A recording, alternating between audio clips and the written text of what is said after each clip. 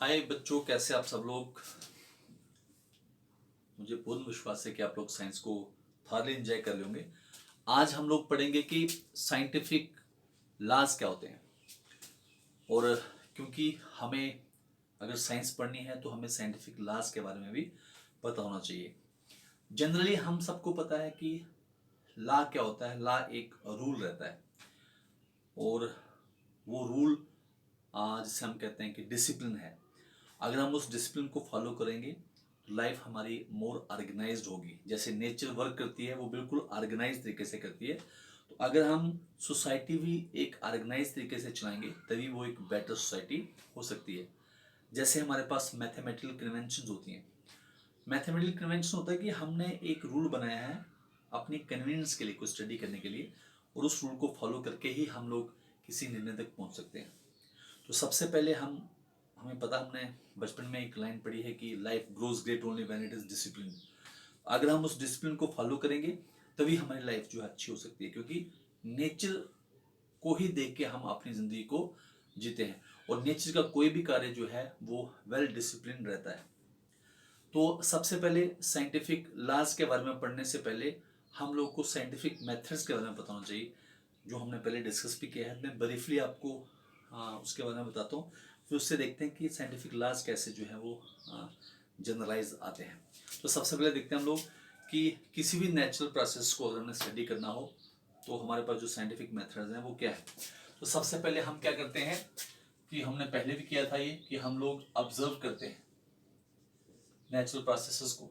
फिर उस ऑब्जर्वेशन में हम लोग क्या करते हैं, क्वेश्चनिंग करते हैं। क्वेश्चन का मतलब होता है कि हम पता लगाने की कोशिश करते हैं कि ऐसा क्यों हो रहा है। फिर जब वो क्वेश्चन हमारे माइंड में डेवलप होता है तो हम क्या करते हैं, रिसर्च करते हैं उसके ऊपर। जो पहले हमारे पास नॉलेज होगा या किसी पहले बंदे ने उस ऑब्जर्वेशन को डिटेल में स्टडी किया होगा उसकी स्टडी करेंगे। रिसर्च करने के बाद हम क्या करेंगे, हिपोथेसिस करेंगे या हिपोथेसाइज करेंगे, अपना एक इंटेलिजेंस गैस देंगे। फिर उस इंटेलिजेंस गैस के ऊपर हम क्या करेंगे, एक्सपेरिमेंट करेंगे, उसको बिल्कुल वेल प्लान तरीके स्टडी करेंगे। उस एक्सपेरिमेंट के बाद हम टेस्ट करेंगे हिपोथेसिस को कि जो हमने हिपोथेसिस, जो हमने इंटेलिजेंस गैस दिया था कि उसको ये मैच कर रहा है कि नहीं कर रहा। इसमें दो बातें हो सकती हैं कि वो हमारा जो हिपोथेसिस था वो एक्सेप्ट भी हो सकता है और रिजेक्ट भी हो सकता है। अगर वो एक्सेप्ट होगा तो फिर हम क्या करेंगे, कंक्लूजन को ड्रा करेंगे कि ड्रा कंक्लूजन, नतीजा निकालेंगे। उस नतीजे को फिर हम क्या करेंगे, रिपोर्ट करेंगे।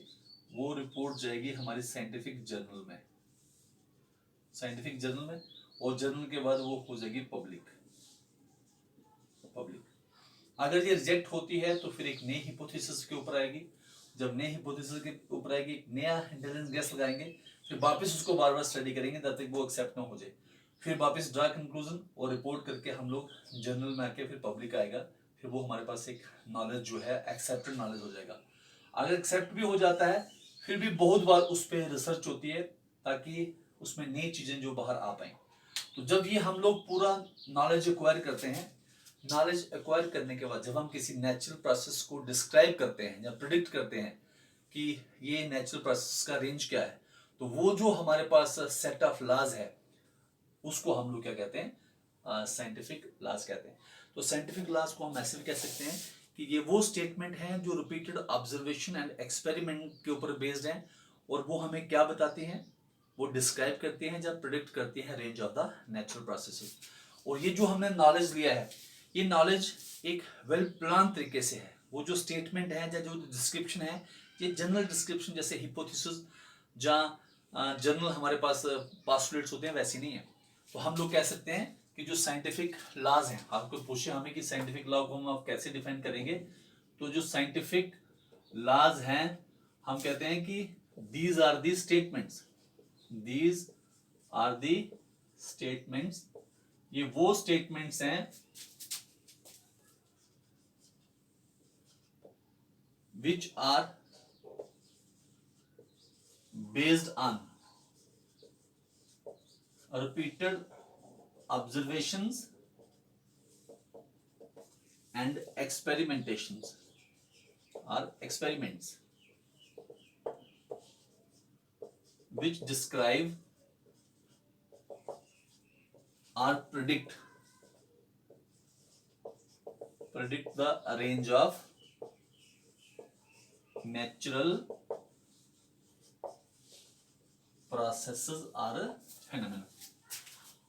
हम ये कहते हैं कि हमारे पास जो हिपोथेसिस और जो हमारे पास पोस्टुलेट्स होते हैं वो साइंटिफिक लॉज नहीं है। क्यों लॉज नहीं है? क्योंकि वो इस लेवल पे वेरीफाइड नहीं हो रखे हैं। और हाँ, जो हिपोथेसिस रहती हैं, जब हमारे पास जो पोस्टुलेट्स रहते हैं वो लीड कर सकते हैं कि लेटर ऑन जाके न्यू लॉ जो है वो फॉर्मुलेट हो। हम ये भी कहते हैं कि जो साइंटिफिक लॉज होते हैं ये एब्सोल्यूट नहीं होते, कि these laws are not absolute certainty. Absolute certainty, ये एब्सोल्यूट सर्टेनिटी नहीं रखते। जैसे एज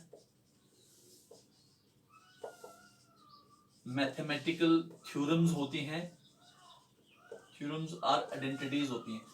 जैसे मैथमेटिकल थ्योरम्स एंड आइडेंटिटीज हैं, ये एब्सोल्यूट है। ये जो होती हैं ये क्या है? एब्सोल्यूट है। लेकिन एब्सोल्यूट सर्टेनिटी इनके ऊपर, ये रियलिटी है। लेकिन हमारे पास जो साइंटिफिक लॉज हैं उनको हम लोग एब्सोल्यूट नहीं मानते। क्यों नहीं मानते?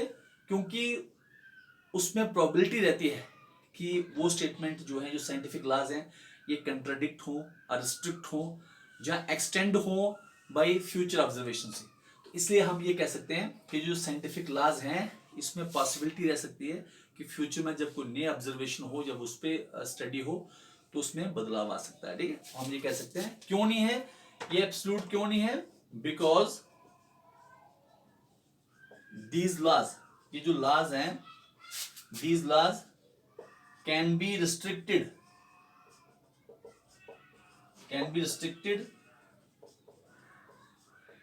contradicted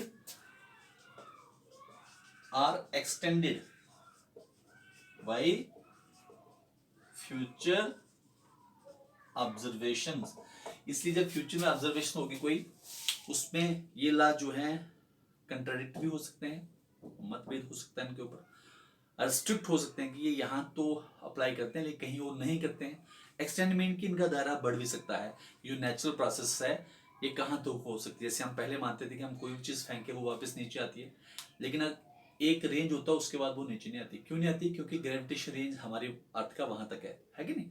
तो ये जो हमारा नॉलेज है ये चेंज हो सकता है, क्योंकि हमारे पास जो एक साइंटिफिक जिसे कहते हैं कि कम्युनिटी है, उसने वेल प्लान के तरीके से, वेल ऑब्जर्वेशन से, एक्सपेरिमेंट से कोई स्टेटमेंट को एक्सेप्टेंस दी होती है जो नेचुरल प्रोसेसेस को क्वालिफाई करती है, एक्सप्लेन करती है। लेकिन इसमें भी हम कह सकते हैं कि इसमें बदलाव के पूरे चांसेस रहते हैं, ये मॉडिफाई भी हो सकती है। हिपोथेसिस और जो पोस्टुलेट्स होते हैं वो फ्यूचर में साइंटिफिक लॉ को जनरेट कर सकते हैं, लेकिन वो साइंटिफिक लॉज नहीं होते हैं क्योंकि वो इतने लेवल पे वेरीफाई नहीं हुए होते हैं। तो अब मैं मोटे तौर पे हम लोग कह सकते हैं कि ये जो पूरा नॉलेज हमने, जो स्टेटमेंट निकलती है इस पूरी प्रोसेस से, जो हमारे पक्ष में आती है, दैट्स कॉल्ड साइंटिफिक लॉज। और मुझे पूर्ण विश्वास है कि आपको ये समझ आया होगा।